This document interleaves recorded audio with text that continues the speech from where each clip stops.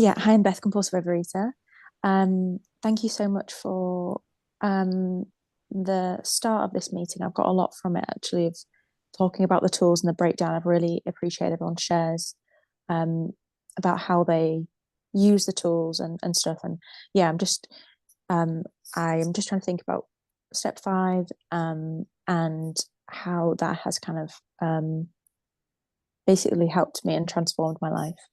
Um, so yeah, I'll maybe talk a little bit about how it was before. I really liked, I can't remember which tool it was, but it said I think it was meetings.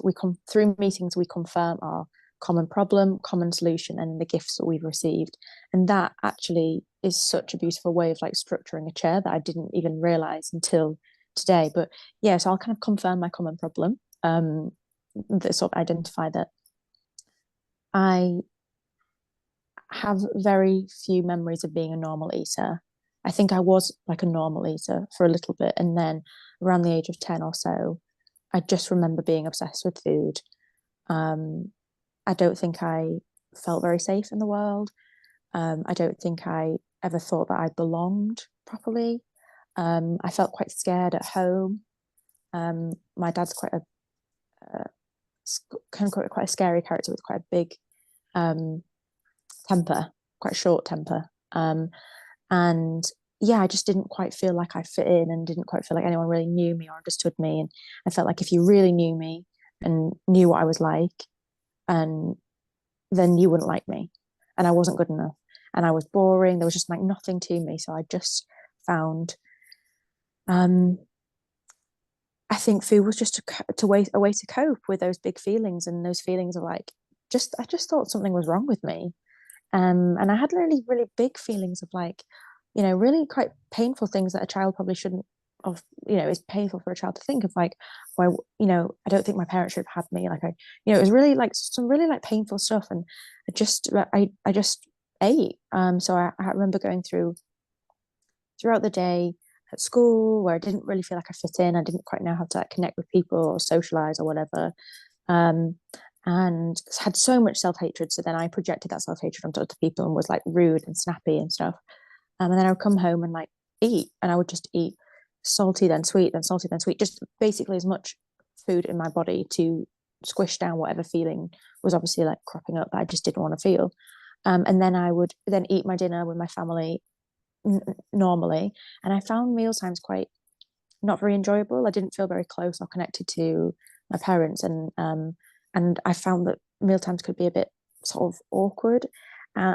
So I just ate like it was just a quick thing. I just would eat quickly to kind of stuff that sort of awkwardness feeling down. And so yeah, that cycle continued for a really long time.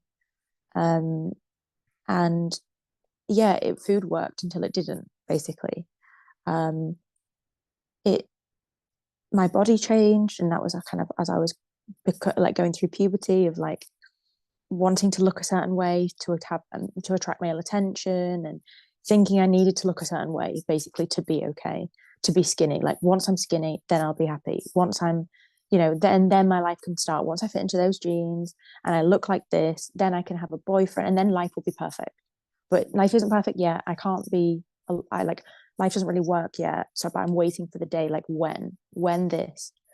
Um so it was a really, yeah, really painful cycle of like constant sort of binging after a day, being a day of compulsive eater who was in the problem, not the solution, which was really painful. And then waking up the next day being like, oh, I hate myself. I can't believe I did that.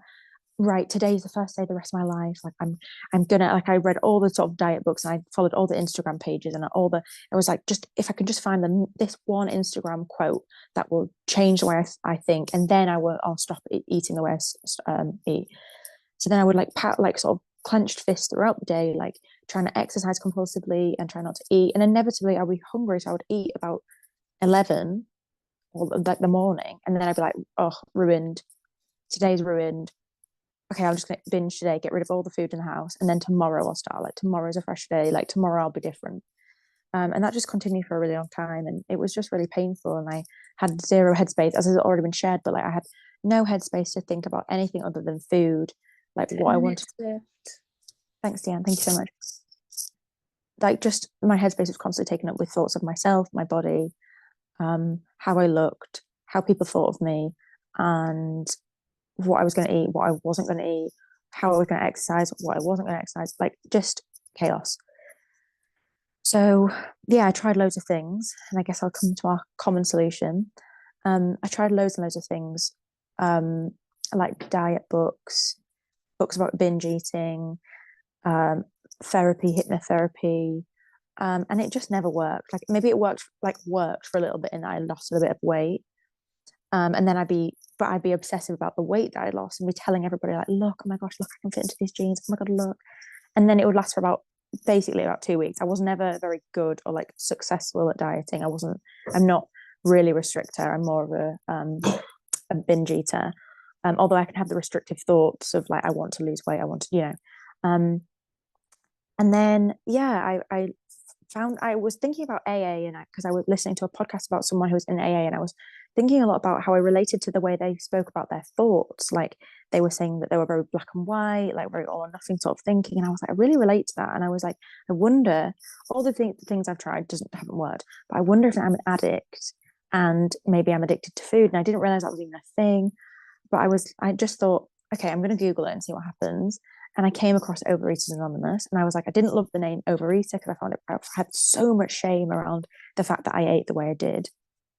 But I was like, I'm just going to try it because I'm so desperate, because the binges had gotten so bad. I felt so powerless over them. It was like I didn't want to do it, but I could just see myself almost like having an out of body experience, like watching myself do it, but being like, don't do this, don't do this. I know it's going to end. And I just did it anyway. So yeah, I found OA, and yeah, it was like that whole thing in the preamble of like, sorry, the invitation to you of like, welcome to Overeaters Anonymous, welcome home. I felt for the first time like I actually belonged somewhere. That I there was something about the room that just, I had this deep feeling inside me that was like, I think I'm in the right place. And all these people are talking about something that I thought only I did. Like I thought I was the only one who ate out of the bin, ate off the floor, ate until way past the point of like being full, just stuffed food down. I was so ashamed. And then people talking about it really freely, it felt so liberating. So yeah, I worked the steps, and I found steps 1, 2, and 3 really quick. I was like, yeah, yeah, happily admit that I'm powerless. Yeah, please, can someone else do this? Like, please, I can't do this anymore. But step 4, I really, really procrastinated, and it took me a year and a half over. Like, it really was like so much perfectionism and procrastination, and I didn't even realize one of my character defects was procrastination, but it was. And then eventually, I realized I had to tackle it in a normal, healthy way of like maybe doing 20 minutes a day, rather than me trying to do it all in one day and then getting disappointed when I couldn't do it in a day, because I had 369 resentments on an Excel spreadsheet. And then, I was being really perfectionist about it, of like, I have to have the perfect notebook, and I have to be wearing the perfect outfit and go to the perfect cafe to do it. Ridiculous. So I just had to be whittled down. Like the pain got great enough that I was willing to take action, where I would just do it 20 minutes a day. So yeah, I did step 5. And as much as I didn't want to do step 4, I've actually had to do it 3 times, completely for other reasons, because I like responses change and whatever. So high powers really made me do step 4 and step 5. And I went through all these resentments, and I remember crying so much at like the old stuff, and I actually don't even remember a lot of it when I was doing step 5. Like I can't remember those things that I was resentful for, like stuff around my dad, stuff around people at school maybe. Like I remember crying loads and letting it out. And every time I did a session of step 5 with my sponsor, because I had so much to go through, like we couldn't do it all in one day, I just felt a little bit lighter, and I felt a little bit like this weird feeling that I can't explain, of like in my chest, feeling a bit like cleared, maybe like the channel was clearing, but I didn't know, my brain is so way too tiny to comprehend God and spirituality. Like something was happening, and I felt freer. And that was, before that point, my abstinence was very much like progress and perfection. Like the binges were getting less, but I was still binging. Whereas in step 5, I had the craving seemed to be lifting. And around step 5, like maybe when I'd finished it, I became 5 minutes. Thanks, Deanne. Thank you so much. This is just my experience. Obviously, some people get abstinent at different stages, but that's when my abstinence really started, where I didn't have the craving. I didn't have a craving. And, God willing, one day at a time, I haven't had a craving since. And I've been abstinent for 3 years and maybe 4 months, something like that. And actually, maybe I'm coming up to 3.5 years, actually, I think this month. And it has been such a gift. And that is obviously my like spiritual, like my health and my sanity and my sort of spiritual condition is dependent on working the steps every day. So I do steps 1, 2, and 3 as a prayer every day. Then I do step 7. And then in the evening, I do like a sort of step 10, like inventory of like trying to catch, what's going on. And then I'll do like sort of spot check step 10s where I'll use like an app where I talk, like if I'm in fear or resentment, I'll just kind of write it out and kind of quickly go through like what's actually the fear going on. Because almost everything that ever happens where I feel that sort of emotional, physical, spiritual disturbance, it's because I'm in fear. And it is a really simple thing of like, I just don't feel good enough. I don't feel safe. And then I have a step 10 partner who I speak to like once a week or so, and we go through it and we kind of just whittle it down. It's all it is, like I'm just relying on myself rather than God, because I don't think I'm being looked after well enough. I don't trust that God will look after me, and I don't trust that I'm safe. I don't trust that I'm good enough to be in the world. And then I wanted to talk about like the gift that we've received, because I have received so many gifts. Abstinence is the first gift. Like abstinence is the most important thing I can do every day. It's not just service to myself to be abstinent, it's service to other people around me, because without abstinence, going back into the food, I'm an absolute lunatic. And even if I don't use the steps and try and work out, even insanity in the food, but insanity in my brain, like I have a broken brain, and my broken brain cannot fix my broken brain. If I don't use the steps and use the tools and speak to fellows and try and catch when I have gone into resentment or fear or another character defect, I am a lunatic. Like just this week, I'm on holiday today with my partner's family, and all this week I've been panicking and being really compulsive around packing. And I haven't gone a million miles away. I didn't even need a passport to get here. Like, for some reason, I was a lunatic around my packing. I was like, have I got this? Have I got that? Have I got this? And I just had to catch myself and be like, what's going on here? And all it was like a fear of like not being good enough, things not being perfect, me not being perfect, which therefore means I'm not safe. So yeah, I'm an absolute lunatic without this program. And with this program and with the tools and with abstinent, and I was saying that, sorry, about like service, it's service to others for me to be abstinent, because then I'm actually present and I'm connected, I'm engaged, and I can be in the world, I can be of the world, it says in the big book. It's also given me headspace. It's given me headspace to think about other people and to look after myself. And like one day at a time now, I really like I wash my hair and I brush my teeth and I clean my room, and I like washing my sheets. Like people used to talk about like, oh, I love the smell of clean sheets. And I'd be like, who cares? Like when I was in the food, I didn't care about clean sheets. Whereas now, like I really like the feeling of like having clean sheets and clean pajamas and like painting my toenails. Like I just didn't care enough about anything other than food and wanted to look a certain way.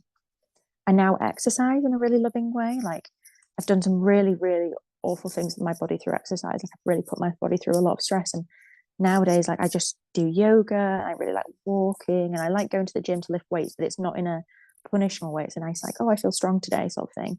And that's so nice. I dress in a loving way. I used to buy clothes that were a size or 2 sizes too small, and I would hang it up so I could like have a reminder, like, oh, you'll be like, are you like, as a reminder to like be like, oh, you can fit into that one day. Or sometimes I used to wear pants or trousers that were too small so that I was uncomfortable, to remind myself to eat less in a day, which is just absolutely insane. And now I don't. Now it doesn't matter what the size is on the thing, and I've actually used a tailor now to take out some of my trousers and stuff when I think the waist is too small and tight.